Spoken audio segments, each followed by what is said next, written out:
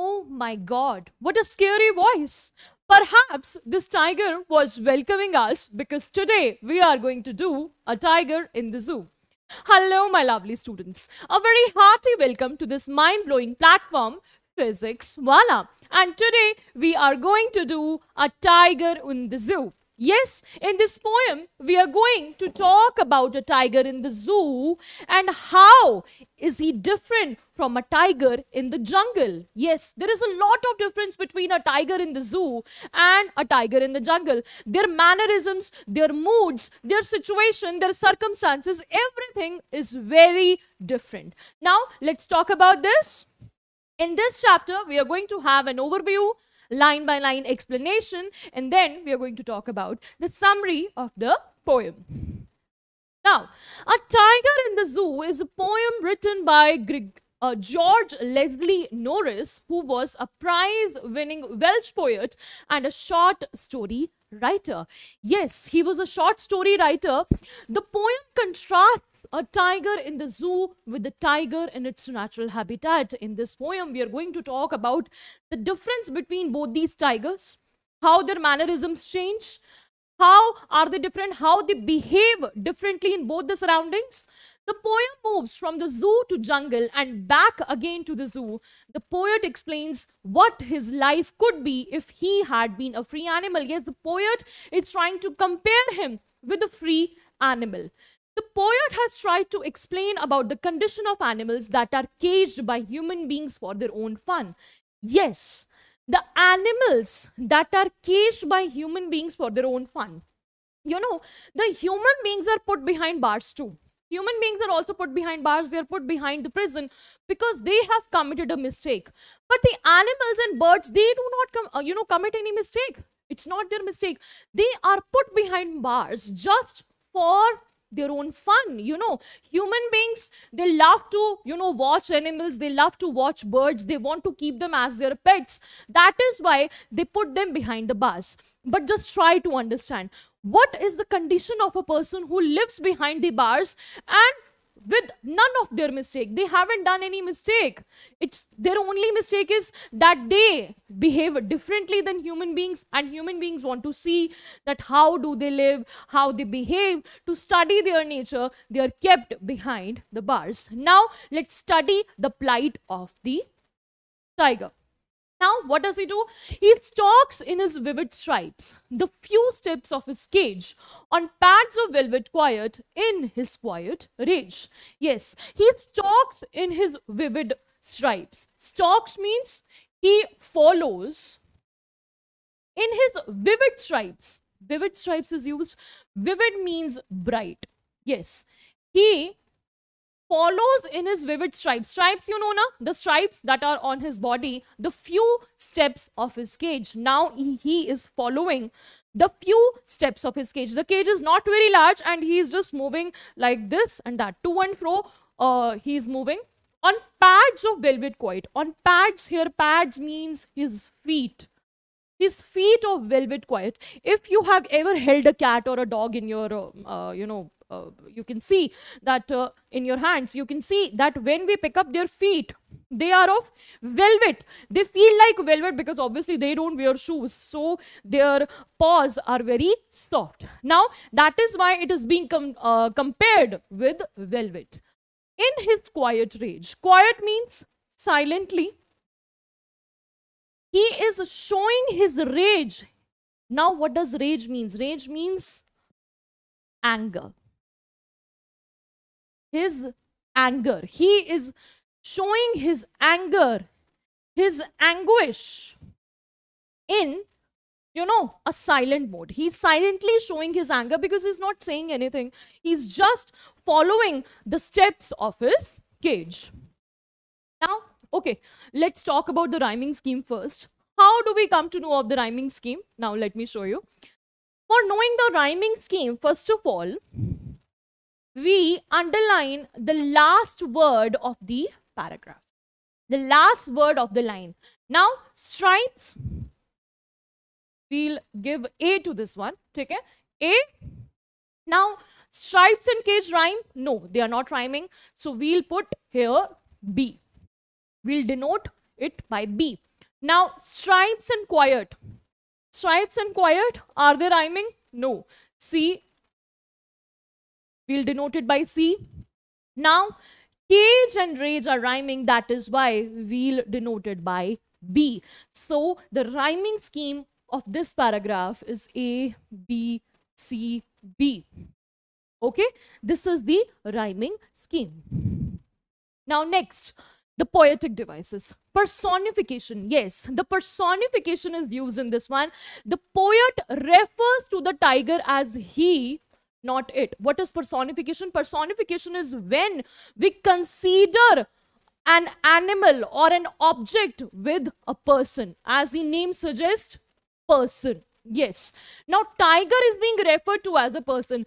He is used, not it. We know that generally for inanimate objects and for the animals and birds, we use it. But here he has been used. That is why personification has been used here. Then metaphor, the paws of tiger have been compared with velvet. Yes, they are being compared with velvet because they are very soft. As I told you, the paws of the tiger are very soft like those of cats and dogs. So it is being compared with velvet. Enjambment. The sentences are being continued to the next line without the use of punctuation marks. What is enjambment? Enjambment means when a single line is being continued to the next line without the use of any punctuation mark. In this paragraph, we can see that no punctuation marks have been used. Okay, no punctuation marks have been used after stripes. He stalks in his vivid stripes. These two lines are being continued. There is no full stop or comma here. That is why this is enjambment. There is enjambment in the first line.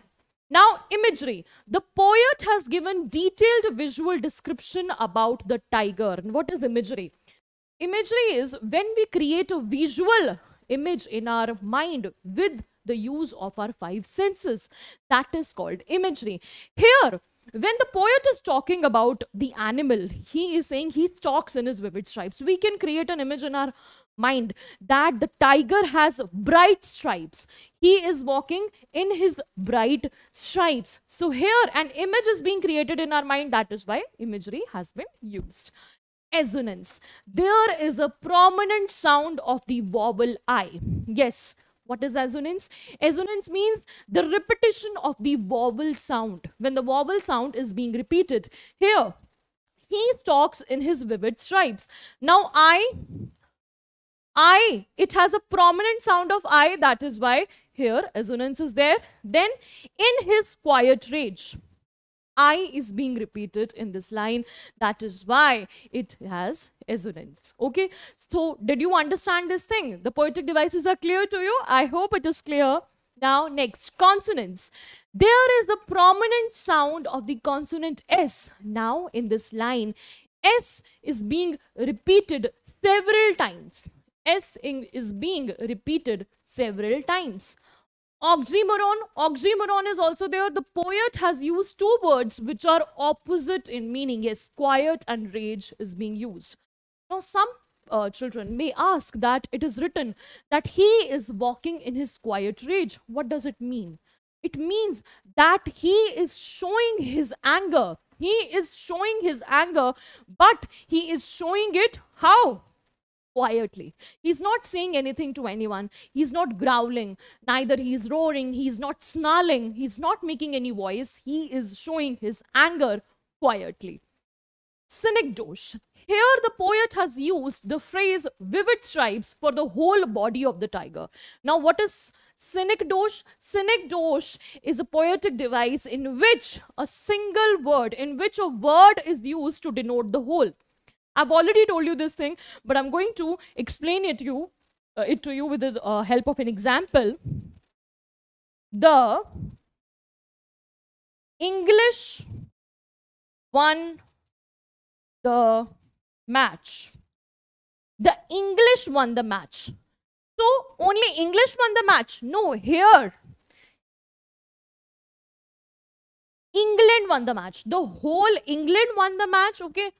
Not only English won the match, the whole England, the whole country won the match, but only English is being used to denote the whole country. That is why here also the poet has used vivid stripes to denote the whole body of the tiger, because not only the vivid stripes are walking, the whole body of the tiger is walking. Now, let's move further. Now, he should be lurking in shadow, sliding through long grass near the water hole where plump deer pass. Now, earlier, we were talking about the tiger who is in his cage. Now, in this paragraph, we are talking about a tiger, that what he should do actually.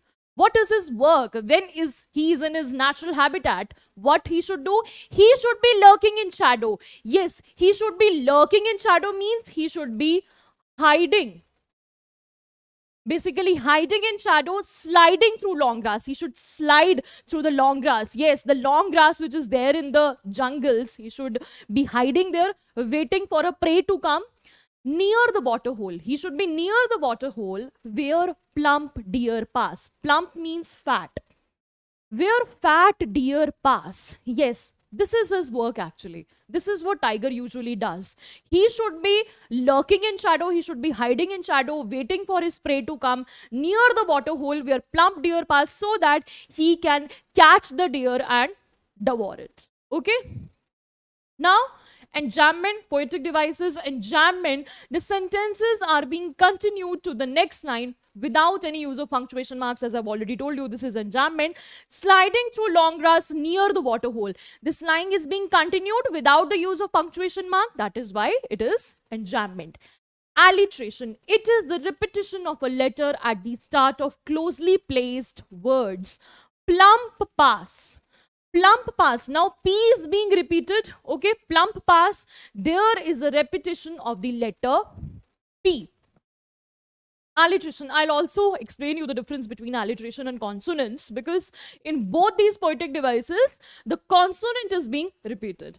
Imagery. The poet has given a brief description of the tiger activities. Lurking in shadow. What is the tiger doing? He should be lurking in shadow, sliding through long grass. So we can create an image in our mind that what is tiger doing. We have an image in our mind. We can understand the poem more clearly. Now, the difference between alliteration and consonants.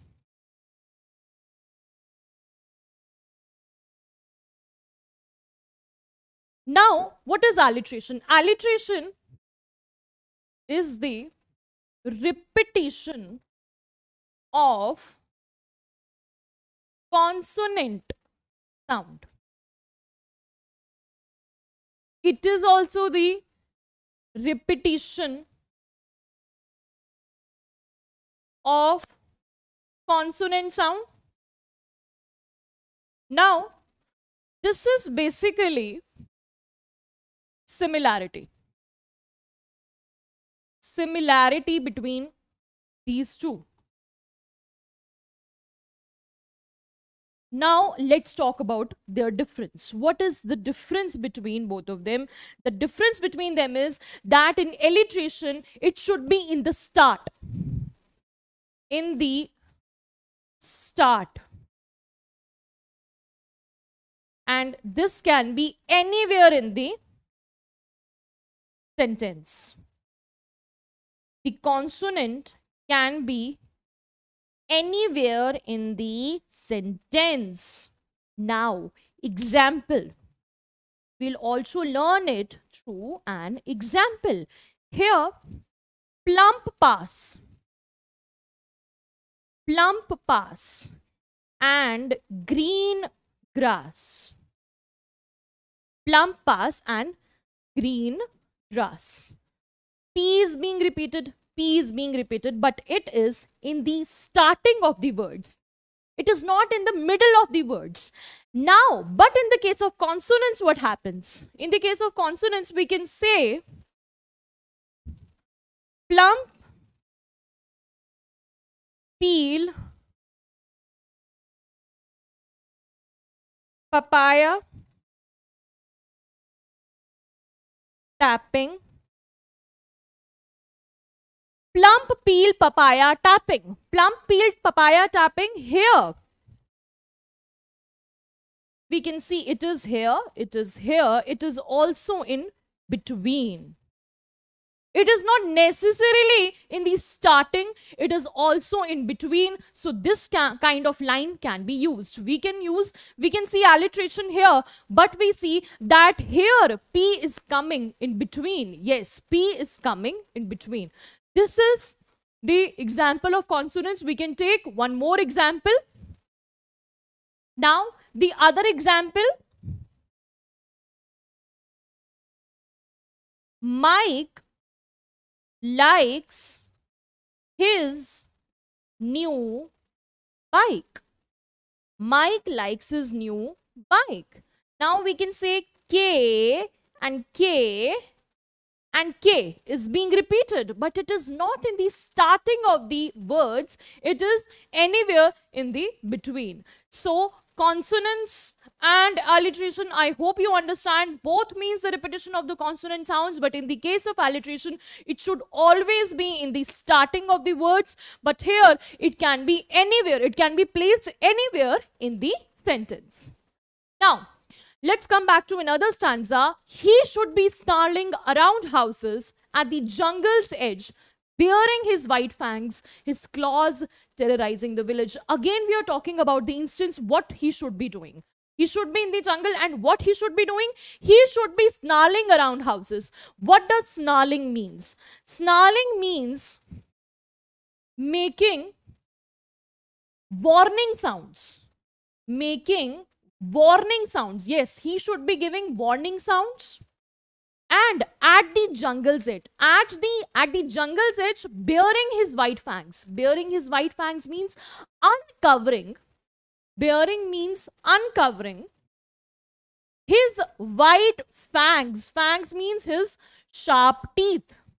He should be bearing his sharp teeth, his claws, basically his claws, terrorizing the village. And he should be terrorizing the village means threatening the village. Yes, the village which is at the edge of the jungle. You know, usually at the edge of the jungles there are a few villages who are often in the terror of these kind of animals, of these kind of wild animals.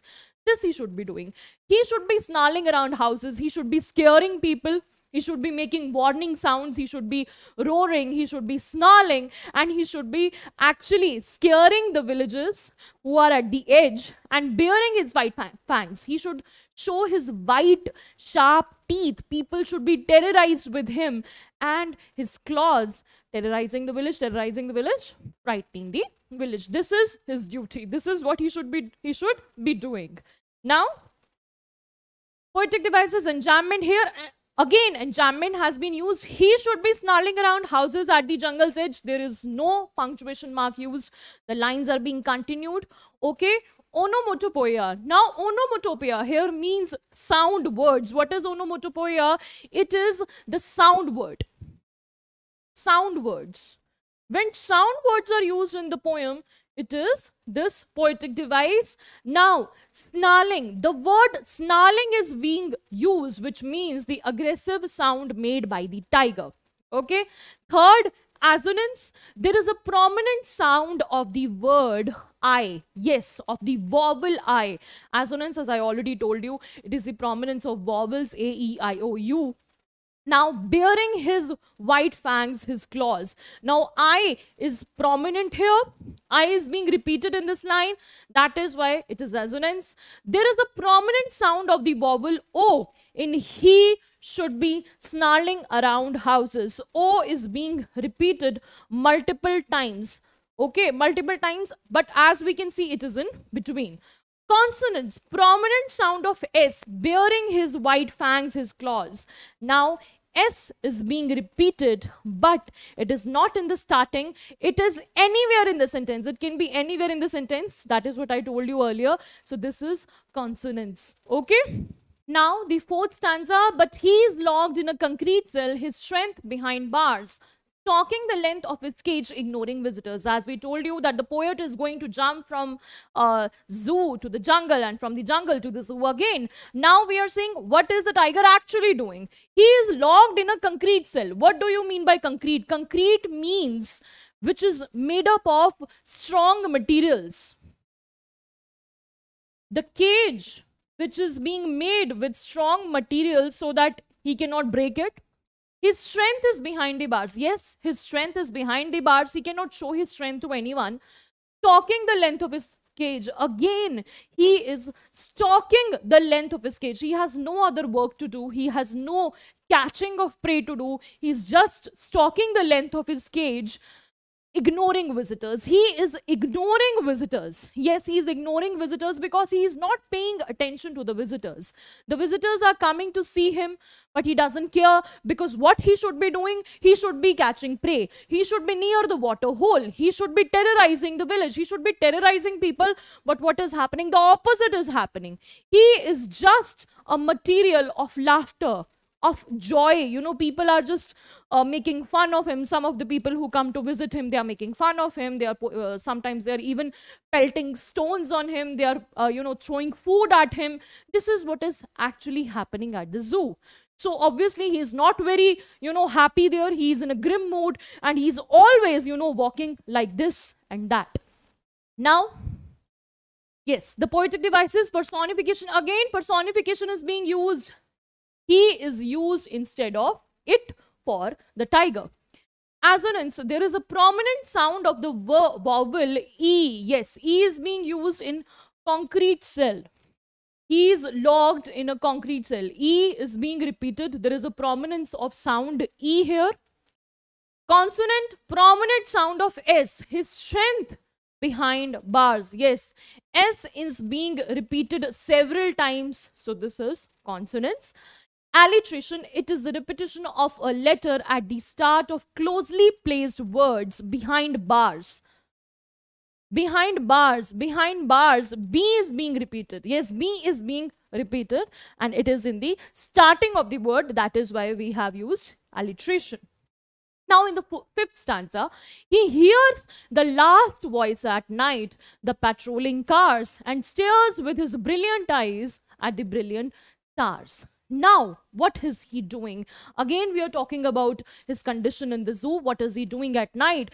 He hears the last voice at night of the patrolling cars. What are the patrolling cars? Patrolling cars are the cars which are actually, moving. They are saying, their work is to see if everything is in control, if everything is okay in the zoo. Okay, they are patrolling. Their work is to keep an eye on each and everything. And stares with his brilliant eyes. What is the tiger doing? The tiger in the end is staring at the brilliant stars. Brilliant stars and brilliant eyes is being used.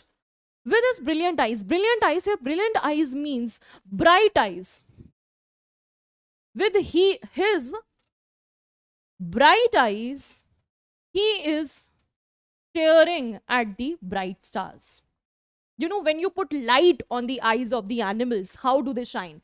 They shine in, they are, reddish in color, and they are very bright.